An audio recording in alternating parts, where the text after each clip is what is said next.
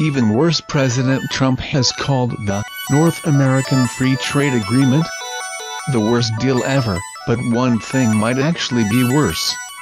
No deal at all. The fourth round of negotiations to revise the agreement wraps up October 17th, but many people close to the talks have expressed doubts that they will succeed.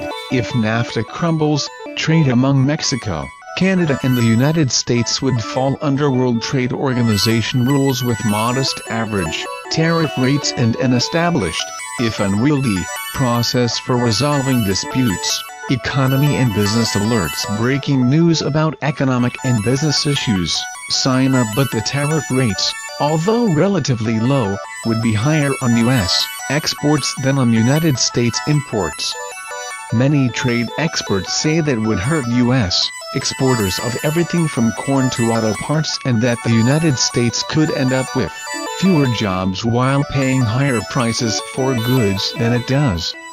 Meanwhile, Canada and Mexico would be able to fall back on free trade agreements they have forged with Europe recently, providing zero tariffs. Mexican Foreign Minister Luis Videgaray told a Mexican Senate committee this week that the end of the North American Free Trade Agreement won't be the end of the world, and in some ways Videgaray is right.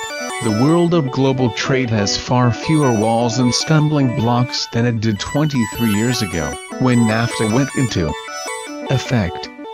Trump Twitter bombs into a negotiating standoff. How NAFTA talks could fail nonetheless. Even small tariff differences can have substantial effects, many trade experts say, and could upend established supply chains. If NAFTA ends, the tariffs the United States imposes on imports from Mexico would revert, from currently 0, to their WTO levels. For the United States, these tariffs average 3.5% across all goods. Chad Bone, a senior fellow at the Peterson Institute for International Economics, said in an email, Mexico's WTO tariffs are a bit higher, on average 7.1%. He wrote, so U.S. exporters would go from facing zero tariffs currently for their sales to the Mexican market, under NAFTA, to 7.1% on average without NAFTA.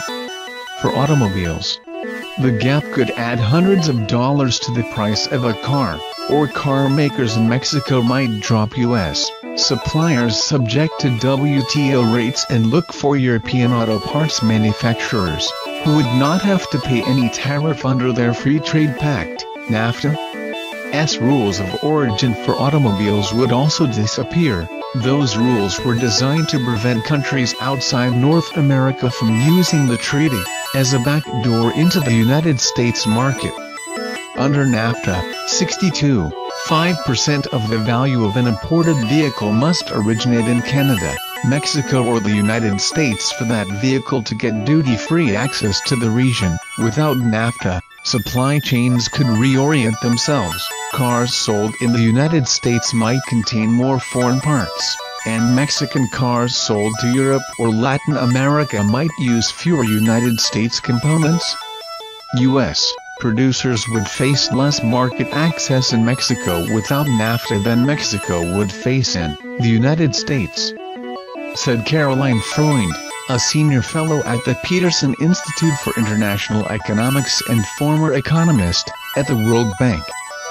Getting rid of NAFTA could also hurt the agriculture industry, which is strong in the states Trump carried in his presidential campaign.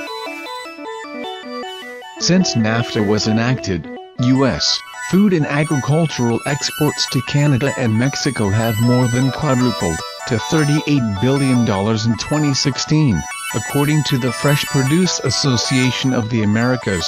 And Mexican agricultural exports have given consumers year-round access to fruits and vegetables that had been available only during certain seasons. A collapse of NAFTA could also boomerang on some of the accord's harshest critics, especially labor and environmental groups that want to toughen up what they see as ineffective side agreements to the original treaty.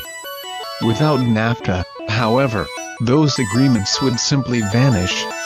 Leo Gerard, president of the United Steelworkers Union, says NAFTA was sold to the American public with a bag full of lies.